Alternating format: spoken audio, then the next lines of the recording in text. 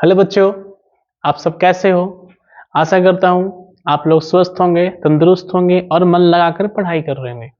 Exam का जो समय है वो काफ़ी नज़दीक आ चुका है और इसी कम समय में आपके एग्जाम को और बेहतर बनाने के लिए हमने एक सीरीज स्टार्ट किया था, जिसमें आपको बताया था कि 500 क्वेश्चन हमने लाएंगे, है ना। तो उसी सीरीज का ये थर्ड लेक्चर है,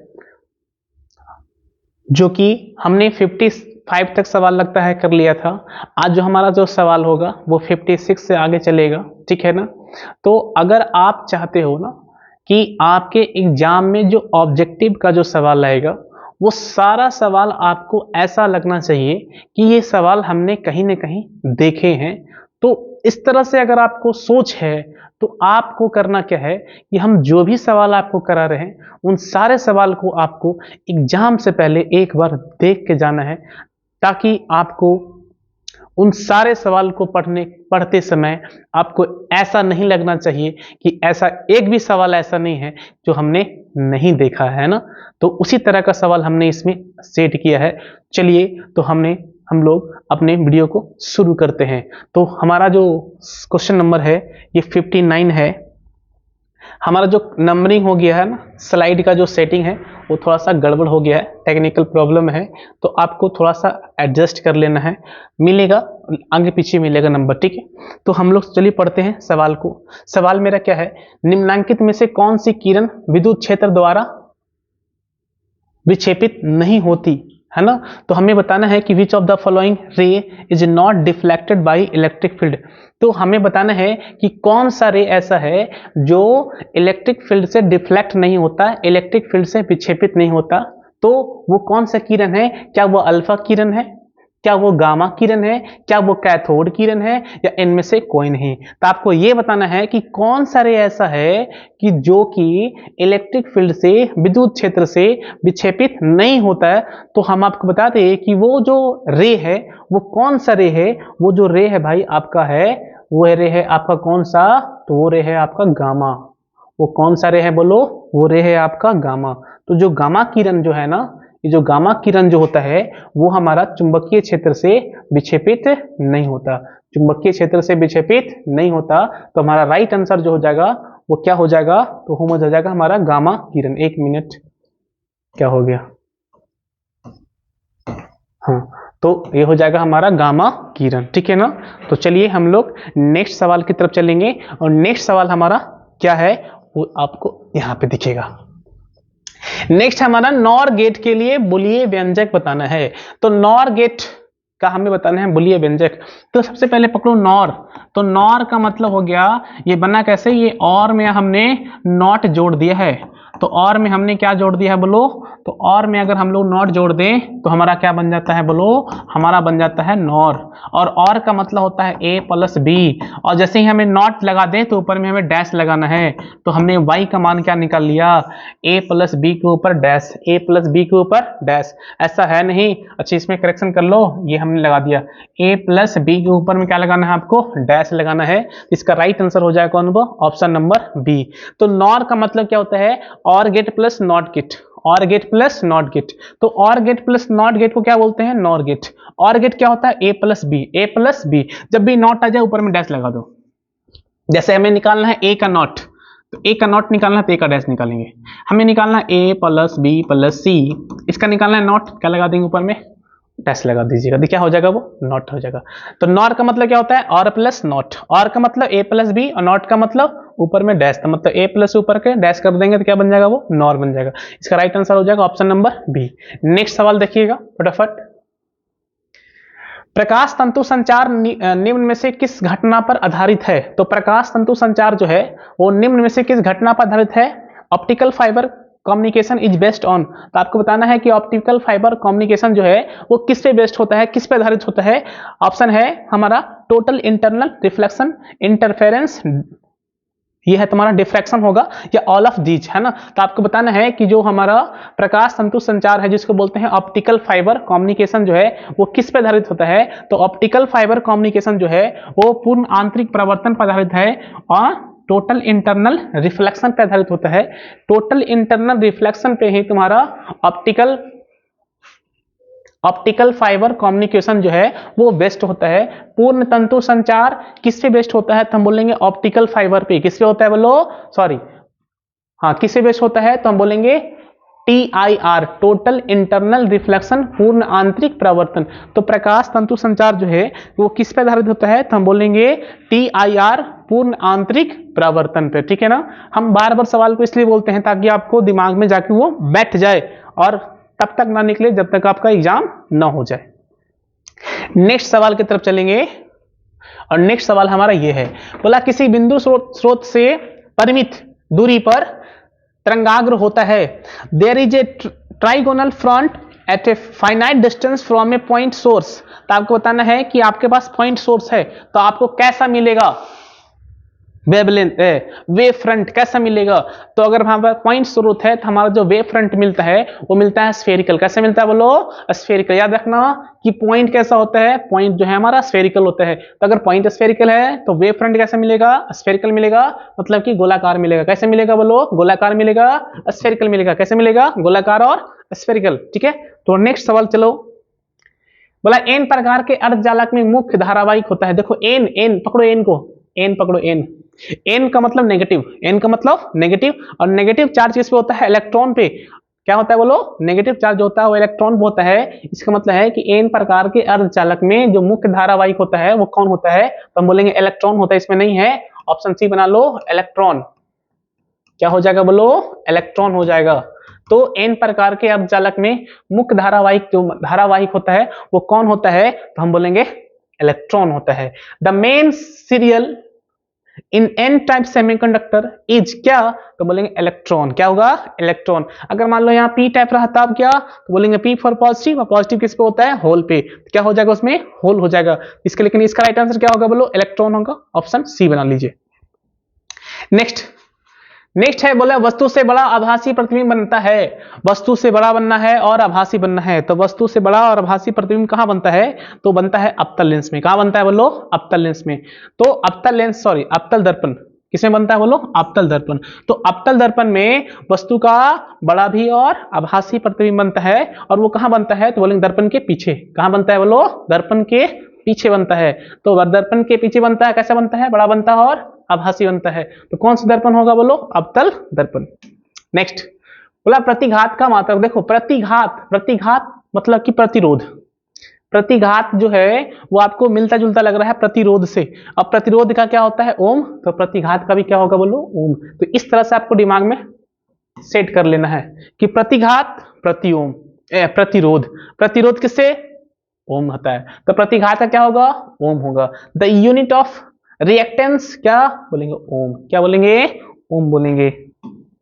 नेक्स्ट देखो, बोला स्वप्रेरकत्व का एसआई मात्रक, SI unit of self inductance. तो आपको बताना है कि सेल्फ इंडक्टेंस का एसआई क्या होता है, यूनिट।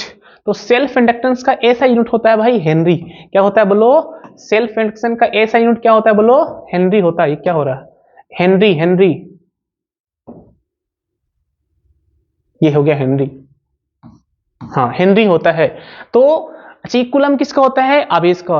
ये ओम किसका होता है, अभी पढ़ाया हमने आपको, प्रतिघात का भी और प्रतिरोध का भी। ये वोल्ट किसका होता है, विभवांतर होता है। किसका होता है बोलो, विभवांतर होता है, पोटेंशियल डिफरेंस का होता है। इसका राइट आंसर क्या होगा, ऑप्शन नंबर डी। तो सेल्फ इंडक्टेंस का क्या होता है, एसआई यूनिट, तो हम बोलेंगे क्या होता है, हेनरी होता है। क्या होता है बोलो, हेनरी होता है। इसका राइट आंसर हो जाएगा हेनरी। क्या है, किलोवाट घंटा। किलोवाट घंटा मात्रक है, किलोवाट घंटा। तो किलोवाट घंटा किसका मात्रक है, बोलेंगे किसका बोलो, किसका बोलो, ऊर्जा का। किसका बोलो, ऊर्जा का। तो किलोवाट घंटा जो है वो किसका मात्रक होता है बोलो, ऊर्जा का होता है। तो और भी जान लो कि 1 किलोवाट, 1 किलोवाट घंटा क्या होता है, 3.6 इंटू 10 टू दी पावर 16 या 6। तो 3.6 into 10 to the power 6 joule शायद। चलिए इसको आप एक बार चेक कर लीजिएगा कि 1 किलोवाट घंटा में कितना होता है। शायद इतना ही होता है, 3.6 into 10 to the power 6 joule. आपको कमेंट सेक्शन में बता देना है कि 1 किलोवाट घंटा का वैल्यू कितना होता है। जैसे हमने बताया है 3.6 इंटू 10 टू दी पावर 6। हमें डॉट है, आप एक बार देख लेना और हमें कमेंट सेक्शन में जवाब देना कि 1 किलोवाट घंटा का क्या होता है मान। तो 1 किलोवाट घंटा का मात्रक क्या है, किसका मात्रक होता है, तो बोलो ऊर्जा का। किसका बोलो, ऊर्जा का होता है। तो नेक्स्ट सवाल की तरफ चलेंगे। नेक्स्ट सवाल हमारा ये रहा, आदर्श वोल्टमीटर का प्रतिरोध, अगर तुम्हारे पास the resistance of an ideal voltmeter, अगर हमारे पास आइडियल वोल्टमीटर है तो उसका जो रेजिस्टेंस होता है वो कितना होता है बोलो, तो बोलेंगे हमारा अनंत होता है। इसमें तो है ही नहीं, क्या होता है बोलो, अनंत होता है। क्या होता है बोलो, अनंत होता है। तो अगर हमारा आदर्श वोल्टमीटर है तो उसका प्रतिरोध क्या होता है, अनंत होता है। आदर्श वोल्टमीटर का प्रतिरोध क्या होता है, तो बोलेंगे अनंत होता है, इन्फिनिटी होता है। तो हम यहां पे लिख लेंगे अनंत, इन्फिनिटी। क्या होता है बोलो, इन्फिनिटी होता है। तो आदर्श वोल्टमीटर का प्रतिरोध क्या होता है, तो बोलेंगे इन्फिनिटी होता है, अनंत होता है। तो इसका राइट आंसर क्या हो जाएगा, इसमें तो है ही लिखा हुआ, आगे जो भी होगा ऑप्शन हम लोग खोजेंगे अनंत। स्वस्थ मनुष्य के शरीर का विद्युत प्रतिरोध कितना होता है, तो अगर स्वस्थ मनुष्य है तो उसका विद्युत प्रतिरोध जो होता है भाई वो होता है 50,000 ओम। कितना होता है बोलो, वो होता है 50,000 ओम। आपको इसका भी हमें कंफर्म आंसर बताना है कमेंट सेक्शन में कि स्वस्थ मनुष्य का प्रतिरोध कितना होता है। 50,000 ओम हमने बताया है। आप भी एक बार कंफर्म करके इसका आंसर हमें कमेंट सेक्शन में बताइएगा कि तुम्हारे पास अगर कोई स्वस्थ मनुष्य है, हेल्दी ह्यूमन बॉडी है, तो उसका इलेक्ट्रिकल रेजिस्टेंस कितना होता है। आपको कमेंट सेक्शन में बताना है कि अगर तुम्हारे पास कोई स्वस्थ व्यक्ति खड़ा है तो वो कितना विद्युत धारा को रोक सकता है, उसका प्रतिरोध कितना है। तो हमने बताया 50,000 ओम, लेकिन आप एक बार आप भी इसको चेक करके हमें कमेंट सेक्शन में बताना कि इसका वैल्यू कितना होता है। ठीक है, नेक्स्ट हमारा है निकेल। नेक्स्ट हमारा क्या है बोलो, नेक्स्ट हमारा है निकेल। निकेल क्या है, तो निकेल क्या है, क्या वो अनुचुंबकीय है, प्रतिचुंबकीय है ना। तो निकेल क्या है, तो हम बोलेंगे जो निकेल है सर वो क्या होता है, वो होता है अनुचुंबकीय। क्या होता है बोलो, निकेल क्या होता है, निकेल जो होता है वो अनुचुंबकीय होता है, पैरामैग्नेटिक, जिसको क्या बोलते हैं, पैरामैग्नेटिक। तो निकेल क्या है, अनुचुंबकीय है, पैरामैग्नेटिक है। नेक्स्ट है कूलम्ब बल। क्या है, कूलम्ब बल क्या है, केंद्रीय बल है, विद्युत बल है, दोनों है, इनमें से कोई नहीं। तो कूलम्ब बल जो होता है वो कैसा बल होता है, वो केंद्रीय बल होता है। कैसा बल होता है, केंद्रीय बल भी होता है और विद्युत बल भी होता है। इसका मतलब हमारा इसका आंसर जो होगा वो दोनों होगा। क्या होगा बोलो, दोनों होगा। मतलब कि ऑप्शन नंबर इधर से करते हैं, दोनों हो जाएगा, मतलब ऑप्शन नंबर सी हो जाएगा। क्या हो जाएगा, सी हो जाएगा। नेक्स्ट सवाल देखिएगा, नेक्स्ट क्या है कि डायनेमो की क्रिया निम्नलिखित में से किस सिद्धांत पर है। The action of dynamo is based on which of the following principle. तो हमारा जो डायनेमो है वो किस प्रिंसिपल पे काम करता है, आपको ये पूछा है किस प्रिंसिपल पे करता है। बोला है heating effect of electric current, chemical effect of electric current, electromagnetic induction या नन ऑफ दीज। तो आपको बताना है कि डायनेमो जो है वो किस प्रिंसिपल पर काम करता है। ए पे करता है, बी पे करता है, सी पे करता है या तो फिर डी पे करता है।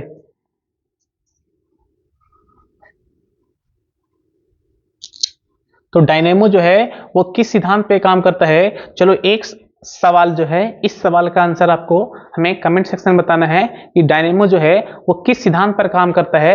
ये ए पे करता है, बी पे करता है, सी पे करता है या तो डी पे करता है। आपका इसका आंसर कमेंट सेक्शन में बताना है और इसका राइट आंसर हम आपको अगले वीडियो में बताएंगे। ठीक है, तो चलो हम लोग नेक्स्ट वीडियो की तरफ आगे चलते हैं। नेक्स्ट हमारा है 3 संधारित्र जिसमें प्रत्येक की धारिता कितना है, सी है, श्रेणी क्रम में जुड़े हैं, इसकी तुल्य धारिता बताना है।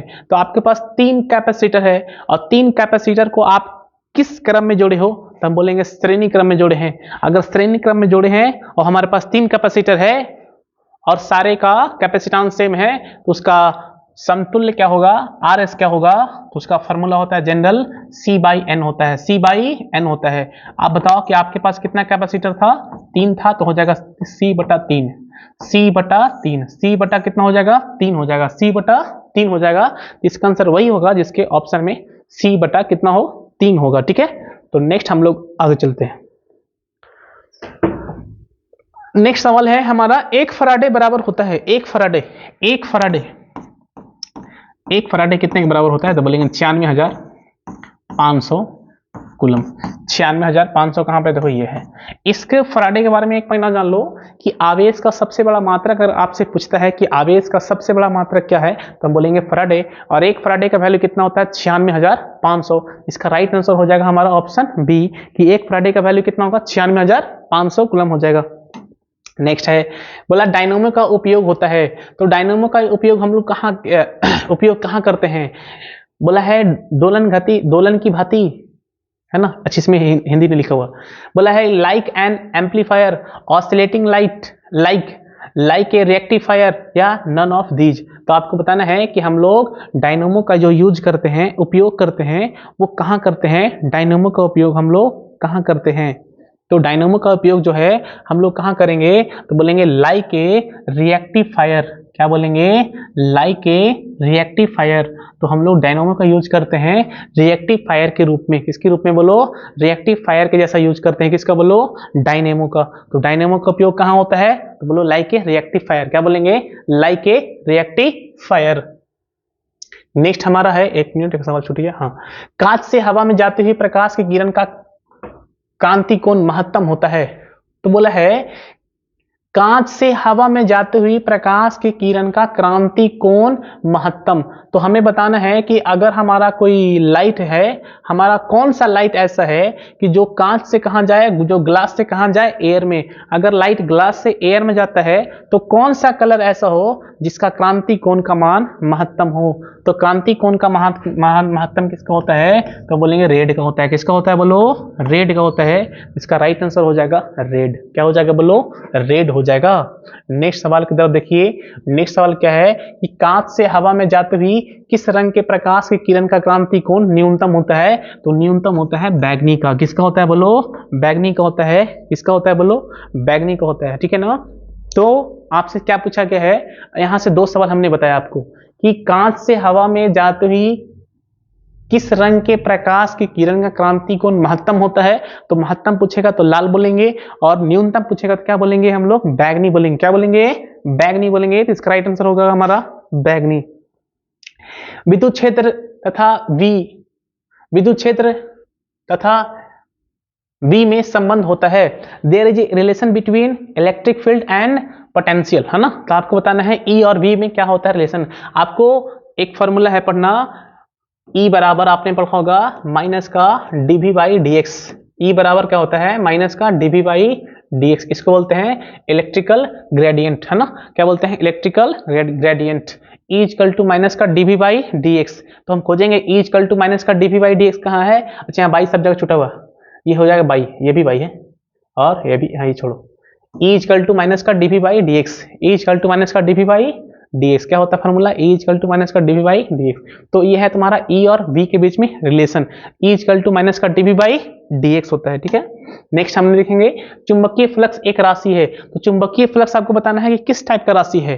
क्या वो सदिश है, अदिश है, वेक्टर है, स्केलर है, या क्या है, टेंसर है, या इनमें से कोई नहीं। तो आपको पता होना चाहिए कि जो तुम्हारा चुंबकीय फ्लक्स है वो किस तरह का राशि है। तो बोलेंगे ये सर अदिश राशि। कैसा राशि, बोलो, चुंबकीय फ्लक्स जो है वो अदिश राशि है। कैसा है, बोलो, स्केलर क्वांटिटी। कैसा क्वांटिटी है, स्केलर क्वांटिटी है। तो नेक्स्ट हम लोग सवाल चलेंगे, ये है किसके कारण वायु का बुलबुला पानी के अंदर चमकता दिखाई पड़ता है। तो आपको बताना है किस कारण जो है वो पानी का बुलबुला जो है वो पानी में चमकता हुआ दिखाई देता है। चमकने के पीछे कारण होता है लाइट का पूरी तरह से बैक हो जाना, पूरी तरह से लौट जाना, और इसको बोलते हैं हम लोग पूर्ण आंतरिक प्रवर्तन, टोटल इंटरनल रिफ्लेक्शन। क्या बोलेंगे उसको, पूर्ण आंतरिक प्रवर्तन, टोटल इंटरनल रिफ्रैक्शन बोलेंगे, टोटल इंटरनल रिफ्लेक्शन बोलेंगे, पूर्ण आंतरिक प्रवर्तन। तो पूर्ण आंतरिक प्रवर्तन के कारण ही क्या होता है कि तुम्हारा जो पानी के अंदर जो वायु का बुलबुला है आपको कैसे दिखाई देता है, बोलो, चमकता हुआ दिखाई देता है। तो हम लोग लिखेंगे टोटल इंटरनल रिफ्लेक्शन, TIR। ठीक है। चलिए नेक्स्ट सवाल है, ये बोला LR परिपथ की प्रतिबाधा होती है। तो LR परिपथ की प्रतिबाधा कितना होती है, तो ये है ऐसा, अंडर रूट, ये भी अंडर रूट है और ये भी अंडर रूट है। तो क्या होता है, A होता है, B होता है, C होता है, या तो फिर D होता है, ये स्क्वायर है। तो LR परिपथ की प्रतिबाधा जो होता है वो क्या होता है, अंडर रूट, क्या होता है बोलो, अंडर रूट होता है, आर स्क्वायर होता है, प्लस में डब्ल्यू स्क्वायर होता है, और इंटू में क्या होता है बोलो, एल स्क्वायर। तो एलआर परिपथ की प्रतिबाधा क्या होता है, impedance of the LR circuit is क्या होता है, तो बोलेंगे under root R square plus W square into में क्या, एल स्क्वायर। ठीक है ना। तो नेक्स्ट सवाल की तरफ चलेंगे, और नेक्स्ट सवाल हमारा ये है। इसे लगता है कि लास्ट सवाल है, और लास्ट सवाल काफी आसान कि प्रतिरोध का मात्रक क्या होता है। ये कोई भी बच्चा बता देगा कि प्रतिरोध का मात्रक सर क्या होता है, ओम होता है। और इसी के नाम से हमने एक और बताया आपको कि प्रतिबाधा का क्या होता है, तो ओम होता है। क्या होता है, ओम होता है। तो हमने आज का जो सवाल है उस सीरीज का लगता है कि 75 तक, हमने 80 तक कंप्लीट किया है, और नेक्स्ट सीरीज में हम लोग 81 से आगे चलेंगे। इसी तरह का वीडियो अगर आप चाहते हो, है ना, तो आप इस चैनल से जुड़ जाइए और अपने दोस्तों तक भी शेयर कीजिए, है ना। चलिए, धन्यवाद।